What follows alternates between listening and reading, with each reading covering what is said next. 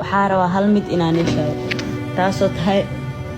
haddii ay jirtay maalin maalmaha kamid ah inaan isku dhacnay oo ani adi wax iska sheegna ama kale oo dhibaato iyo qatid ama meel aan isku aragno oo wax sameeyay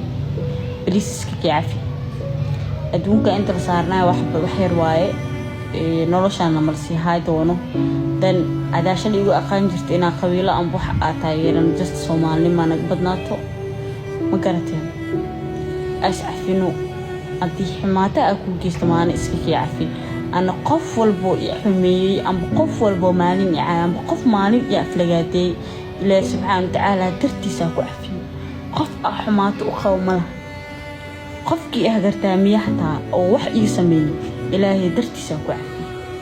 just qof wax u qawmala haydaha walaalaha waan salaama dhamaantiin teeda kale isoo duceey mustaqbalkayga alxamdulillah hada jaranjarada ugu wanaagsaneed ee gabar ee mustaqbalkayga la taafadiya ilaahay subhanahu wa ta'ala waxaan ka baryaa inaan ku nagaado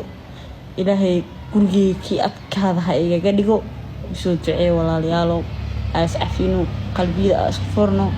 hadii xumaati iga dalbsaysan taqaana oo maalin ku xumeeyay xataa